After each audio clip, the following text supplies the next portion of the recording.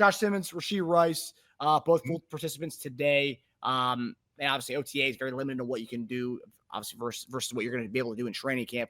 But Andy Reid kind of shed some light and some good news that Josh Simmons will be a full go during training camp. He expects him to be ready to go for training camp, and he's excited, as we all are. And Josh Simmons was a topic from Patrick Mahomes and Andy Reid at one of their most recent pressers. So here is Andy Reid and Patrick Mahomes on Josh Simmons.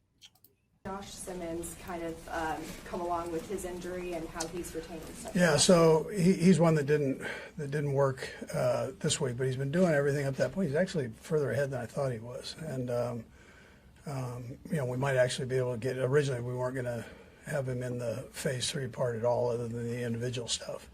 So we've kept him out of the team stuff with that. But he did all of phase 2. He's done a good job of what we've seen. We just got to get him in with the defense against him. So, Coach, you mentioned earlier that you saw Josh Simmons as further ahead than what you expected.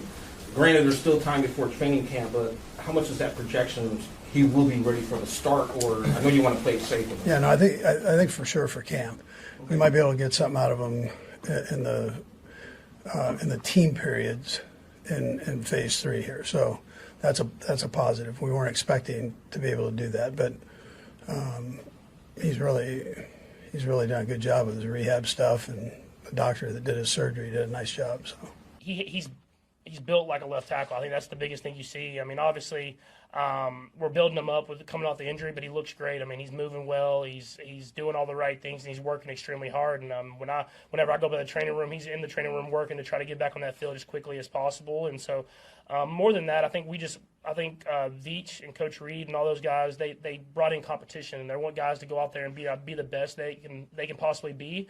And I'm excited for us to get through training camp and get to go against our defensive line, which will be a really good defensive line, and it'll be a great test for those guys to kind of prepare for the season.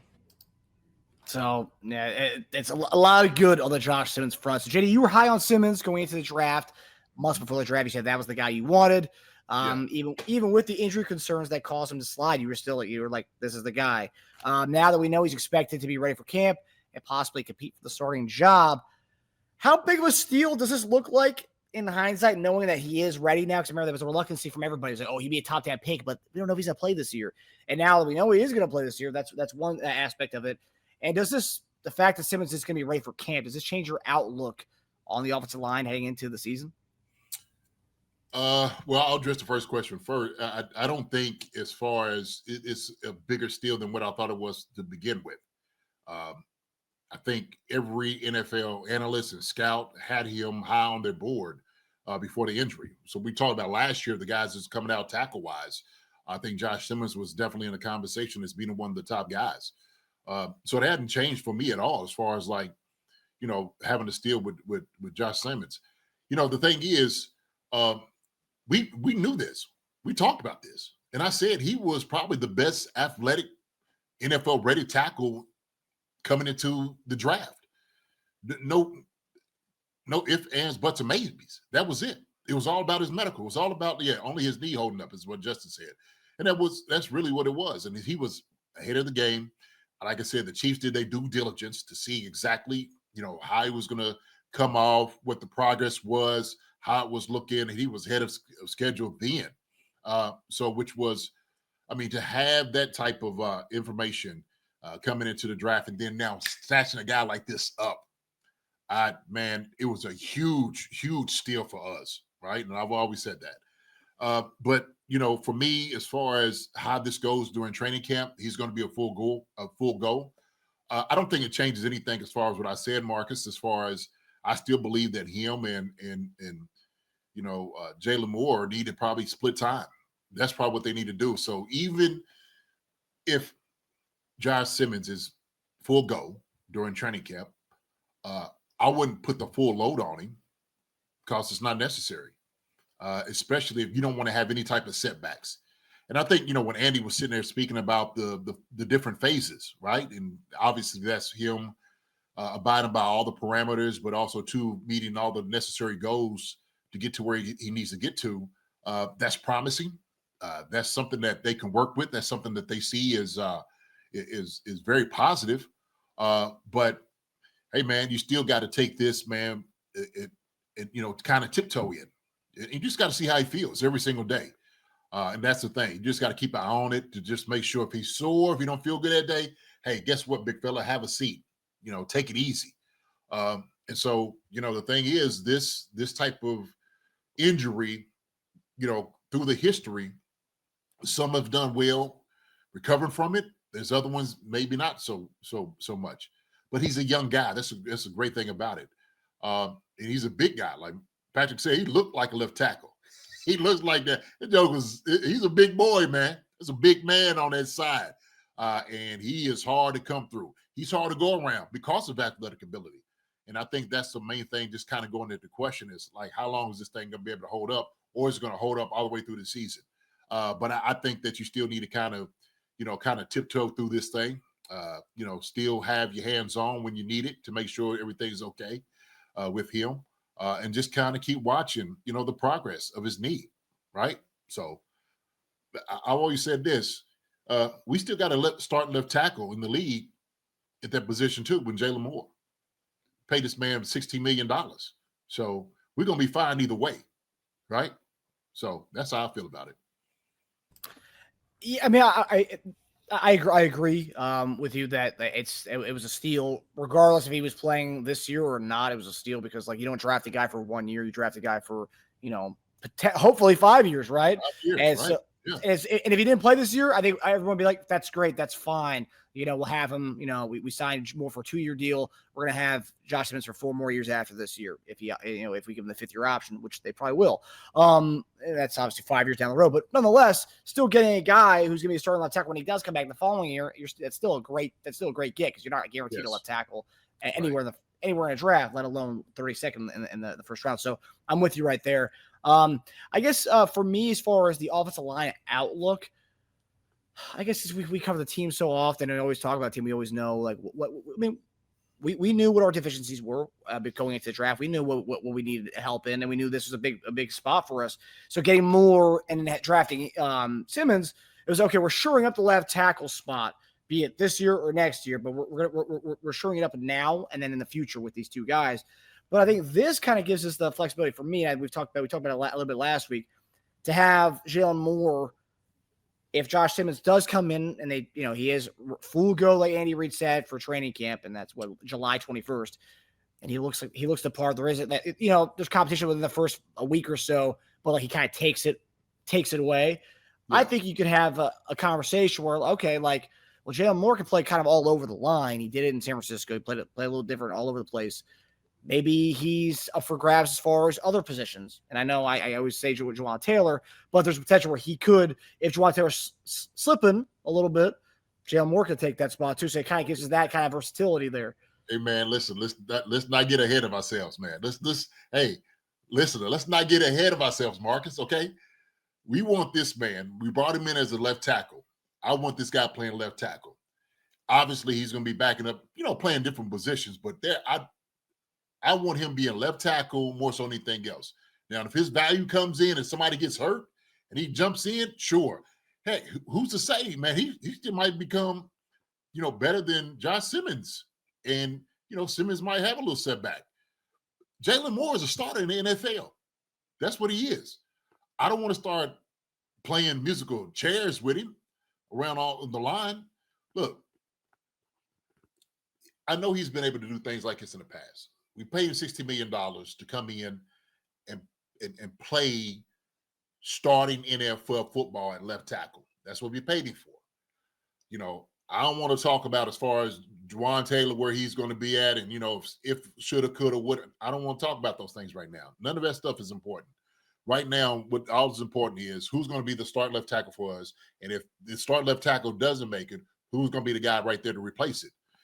I think really he just needs to be stuck in one position right now at this moment just to be great. Just be great at just one thing right now. That's it. Okay. We got other guys that can play those positions, Marcus. We do. So I don't say, hey, just take Jalen Moore over here. Let's try this guy over here. When we know we got Trey Smith over there, Juwan Taylor's on the right, Cree Smith is right there. And then, of course, if you got, King Sumate, then Mike Caliendo right there at left guard, everything looks good. Everything looks good. You got Wanya Morris as a good backup on the right tackle as well. I just don't feel the need to keep moving around playing musical chairs just because Josh Simmons come in and plays that. And I get it. We want to get our value out of that $16 million, right? We do. But the man is here to be the starting left tackle. They're still going to be battling out to see who that is. And let me say this, okay? And I'm just going to make this clear. The reason we went ahead and took a chance on Josh Simmons is because you said it. We wanted to tackle for 5 years. Josh Simmons' talent, it without a doubt met all the criteria that we needed in a guy that was going to be here for a long time. And not only that, but a good tackle, left tackle in the league. I said this. He could be one of those guys, could be, 10 or 12-year career and be one of the best in the league. That's how good he is in my assessment. And I think a lot of other people's assessment too. It was all about his knee holding up. Josh Simmons is one of those rare talents. Seriously. Big, fast, athletic, it's strong, can move up to the second level. I mean, can absolutely stalk linebacker safeties in open field. That's hard to do as a tackle, man. And we got all of that in Josh Simmons. The question has always been the knee. But that's why we went and took a chance on him, right? So if it wouldn't have to be for this year, we still got him for another 4 years. You got to do it, because why? I always said this. Who's the most important position on the field that we need to have upright all the time? PM15. Patrick Mahomes is the guy. So I'm seeing here, so there's a question I was going to ask, but GPIC says right here, Yeah. JD, I also think more starts week one, no matter how Simmons looks in preseason. Chiefs paid more, good chunk of change to be here. Do you think even if Simmons is clear a full go and he does look either similar to Jalen Moore or better, they still go with Jalen Moore just for the fact of the injury aspect component of it, that they're like, you know what, we're still going to give you more time, even though you're greenlit and cleared? I don't know. That's a possibility. It sure is. The thing is, the training camp is where you're going to get most of your work. That's when you push from body on body. That's a whole different thing. OTAs, everybody's in their shorts and, you can look good, pass set, and, oh, man, looks awesome, right? And the phases look great. Then training camp comes, and guess what? You're going against FAU. You're going against Ashton Zalate. You're going against Menahu. You're going against some guys now, okay? And everybody wants a piece of it. Everybody going to want a piece of the rookie, Marcus. Everybody's going to want a piece of him. So they're not going to handle him with kids' gloves on the other side, on the defensive side of football. They got to get their work in too. So we'll have to see exactly how he bounces back after actually having some real contact and really, football type of really conditioning. You don't get that in OTAs. You can run around, pass sets, technique. But I told you, OTAs is fundamentals and techniques more so than anything else. You get a training camp, man, you're going to be getting some pushing and pulling and some hits. So we'll know then. And then, people falling into your knees, all type of stuff, man, happens in training camp. Look, and Lord, hope he makes it through everything, right? We want this man to be covered and make sure he's healthy. That's it. So, but I agree with G-Pick. Jay Moore could still start. He still could. But I think that battle will be determined, obviously, in training camp, right? And then the preseason. We'll see how it is. Yeah. No, I obviously everything's going to come down to training camp. I mean, if he comes into training camp, it looks like he hasn't touched a guy in over a year, that's like, okay, well, you're still getting right. While you are greenlit medically, you still haven't played professional football, right? You play collegiate football. You haven't played professional football. Jalen Moore has, started a few games, right? And he looked good in those games. That's why they paid him the chunk of change they did. So it's like there's still kind of learning curve he's gonna have to get with, right? Because he's not right now. They're not doing anything. But as far as medically being cleared, which a lot of people didn't think he was going to be medically cleared this year, that's a good step, regardless if he starts and plays from week one or not. It's a big step because he's progressing faster than most people thought, which is a good thing. Yeah, it's a great thing. It's a great thing. So, him being a further along than what everybody expected, it's beautiful. It's beautiful. It's beautiful for the Chiefs, beautiful for him. And so the thing is, I said this and I'll say it again. We are stitched up, suited up over there. That was our biggest concern last year for the past couple of years. I don't think we have that issue right now. The issue right now is who's going to be the starter, right? Because we've got 2 starting guys at the position now. So that's a great problem to have. And if you're Jalen Moore, if you don't start, $16 million to be a backup, not a bad thing at all. And hey, look, you stay ready. Like I said before, their conversation is, hey man, you still a starting left tackle in the league. So, you and this is competition. Hey, look, Jalen Moore is not sitting back like, yeah, I'm just gonna sit back on my $16 million. He's like, look, I want to play. I've been going behind the best left tackle in the league in the last 10 years against Trent Williams. I'm not going to sit here and let a rookie take my position. I earned the $16 million, and I'm going to show them exactly why they got me in free agency. So, hey man, this is still up. This is still up. It could be anybody's battle, man. It's anybody's battle right now between them two for sure. Yeah, and of course, having depth here, Jalen Moore and Josh Simmons, having both those guys is pretty nice. Comparatively, last year we had to have a left guard play left tackle, so it's nice to have a left tackle. Boy, man, what a difference a year makes, right? Heck, we was moving left guards, going out the tackle to try to get things and trying to find popcorn vendors to go play left tackle. Yeah, and all of a sudden we got our guy. Yeah, I'm being funny, but I'm just saying for real. That's true. Yeah, I mean, King Suma, unfortunately he wasn't able to do it. Wanye was a little hurt, still nicked up. And so we were just put in a very precarious position. And so it's good not to have that right now, to feel that way. So 100%. Yeah, it seems like everyone in the chat, you guys all kind of like, you guys want Josh Simmons to heel and let Jalen Moore kind of take the gig right out the gate. But again, training camp's going to be the answer to all that stuff. So Jalen Moore versus Josh Simmons is going to be the fun one to watch. Is that the number one training camp battle, you think? That could be if you had a most watched fight, would that be the most watched battle, you think? I mean, it's several. I think it's several, really. Corner, who's going to be the second corner? Still running back, right? I don't think, somebody just going to give it up over there. It's true. Safety, it's another one. I think there's going to be some battles, This is what camp is all about, baby. Look, they don't care. They want to see who's going to be the best player and put him in that position to win games. That's what it is, bottom line. Stanley Mooney says Simmons is worth the chance to let him heal and slowly break him in. What will play better as a Chief? We're all pulling for him. That's right. We are pulling for all of them. Well said, Stanley. Also, too, just want to acknowledge somebody had sit there and said that Casey Wolf's wife had passed away, man.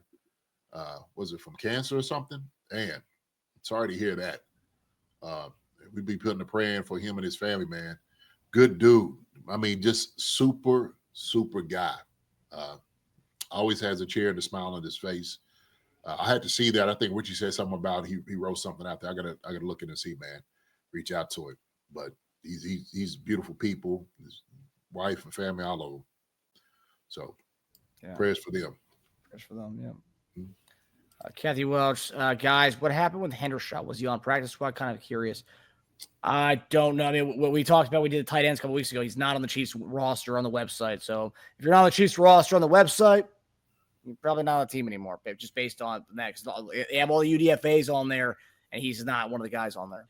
And I haven't heard a thing about Hendershot from all the write-ups and stuff from the Chiefs media people. So yeah, I believe he's gone. Mm-hmm. Mm-hmm. Yeah, Justin Michael said he gone. Yeah. I don't know where did somebody pick him up. I don't know if anybody see that. So yeah, I liked him. I thought he was a good tight end, man. Good tight end. Mm-hmm. But, Samuel Loftus said Spags today said that Noel Williams had a hard time today at practice. It's all right. It's early. Yeah. Hey, get it out now. Get it out now. And when you come in through training camp, it's a whole different deal. There's a whole different deal. So these guys are still getting it, man. They just now got there. Yeah. I ain't worried about they just showed up yesterday, Yeah, I ain't worried about it. He'll have a hard time right now. Yeah. He's all right. Yeah. He'll work through it. Hi, everybody. Thanks for watching. Subscribe here to get the latest from the show. Also, be sure to check out the best clips from Chief Concerns. And if you prefer to listen to the show, subscribe and follow us on Apple Podcasts, Spotify, and anywhere else you get your podcasts.